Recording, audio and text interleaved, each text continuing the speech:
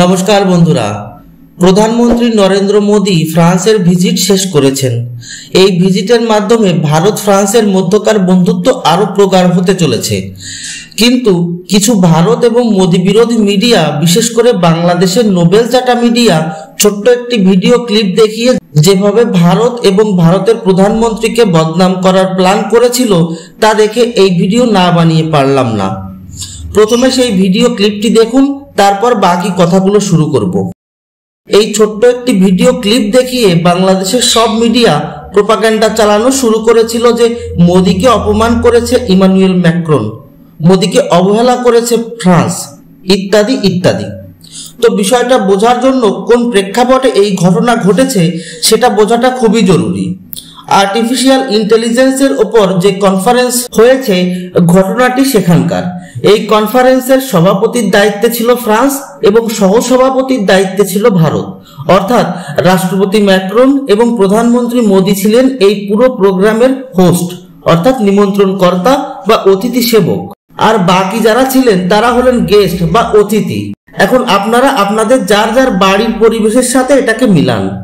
আপনি আর আপনার বন্ধু সারাদিন একসাথে সব প্ল্যানিং করার পর যখন গেস্টরা আসলো, তখন আপনি সব গেস্টদের একসাথে নিয়ে বসে আছেন, আর আপনার বন্ধু ঘরে ঢুকেই গেস্টদের এক এক করে হাত জোড় করে প্রণাম জানাচ্ছেন। আমাদের ভারতীয় সংস্কৃতিতে অভিবাদন জানানো হয় প্রণামের মাধ্যমে, আর ওয়েস্টার্ন কান্ট্রিতে হ্যান্ডশেক করে।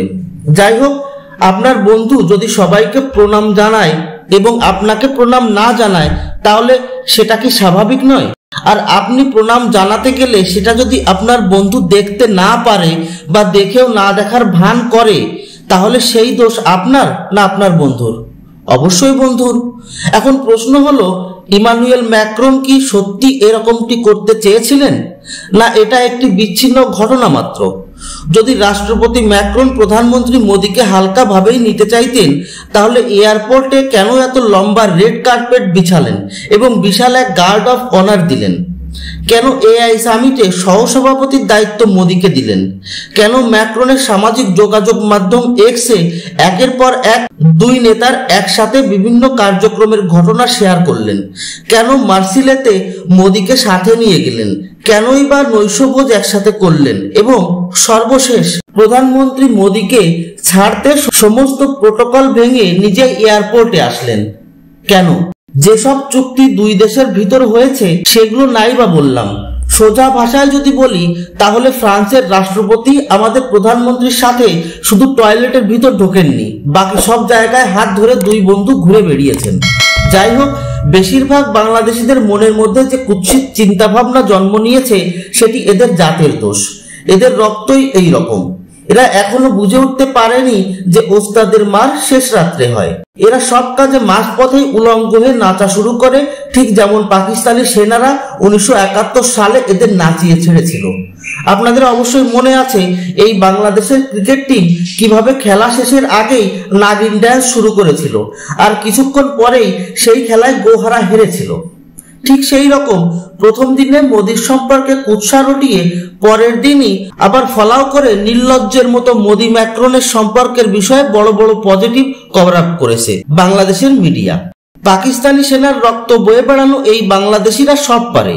এরা নিজের মা বোনদের ধর্ষণ করা পাকিস্তানিদের গর্বের সাথে বাপ বলে স্বীকার করতে পারে।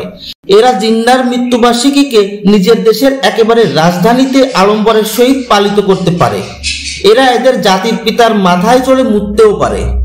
এরা এদের মুক্তিযোদ্ধাদের গলায় জুতোর মালা পরিয়ে ঘোরাতেও পারে। এদের সেনাবাহিনী ডাকাতি করতে এসে কেলানি খাওয়া সমন্বয়ক ছাত্রদের আদেশে গ্রামবাসীদের ধরে উঠিয়ে নিয়ে যেতেও পারে। এদের বিজিবির সৈনিকরা নিজেদের কমান্ডিং আর্মি অফিসারদের পিলখানার মধ্যে গণহত্যা করতে পারে। এদের দেশের সরকার ভারতের কাছ থেকে বাকিতে বিদ্যুৎ নিয়ে বিল পরিশোধ না করে চোরের মায়ের মতো বড় গলায় গলাবাজি করতে পারে। আবার সামনে গরমকাল আসছে বলে নির্লজ্জের মতো ভারতের কাছে ননস্টপ বিদ্যুৎ সাপ্লাই নেওয়ার ভিক্ষাও চাইতে পারে। এরা ভারতকে উঠতে বসতে গালি দিতে পারে, আবার গালি দিতে দিতে ক্ষুধা লাগলে বাড়িতে গিয়ে ভারতের দেওয়া চাউলের ভাত খেয়ে আত্মাকে তৃপ্ত করতে পারে, তাও আবার কোনো রকম লজ্জা ছাড়াই। এরা হিন্দুদের কাফের বলে, আবার নিজেরা হিন্দুদের ফেসবুক অ্যাকাউন্টকে হ্যাক করে সেখানে মোহাম্মদের নামে নিজের হাতেই খারাপ পোস্ট লিখে সেই দোষে হিন্দুদের জবাই করে। এরা বলে এরা নাকি শুধুমাত্র আল্লাহকে ভয় পায়, আর কাউকে ভয় পায় না। অথচ আমাদের ভারতের বিভিন্ন প্রদেশে, বিশেষ করে আসাম এবং ত্রিপুরায় প্রশাসনের ভয়ে হিন্দু নামের আধার কার্ড বানিয়ে বসবাস করছে। মোট কথা, এইসব বাংলাদেশি মৌলবাদীরা, এদের সাপোর্টের বর্তমান নোবেল বাবা, তার চামচা আর্মি এবং মিডিয়া, এরা সবাই এতটাই নির্লজ্জ, বেহায়া, অমানুষ, অকৃতজ্ঞ যে এদের চরিত্রকে বর্ণনা করার কোনো ভাষা খুঁজে পাওয়া যায় না। এই সেই ইসলামিক কট্টর জাতি যারা ভারতকে হামলা করবে বলে নিজেদের বীরত্বকে দেখানোর চেষ্টা করে, কিন্তু এদেরকে মনে করিয়ে দেওয়া উচিত যে এরা নপুংসক হয়ে গেছে অনেক আগেই, যখন এদের পূর্বপুরুষরা মোগলদের তরবারির সামনে ভয়ে নিজেদের ধর্ম বিক্রি করে দিয়েছিল। এই সেই জাতি যারা নিজেদের ধর্ম, নিজেদের ইতিহাস, নিজেদের স্বাধীনতা, নিজেদের বাপ সবকিছুই বিক্রি করে দিয়েছে মিথ্যা ধর্মের আফিমের নেশায়। এরা আবার কথা বলতে আসে কূটনীতির উপর।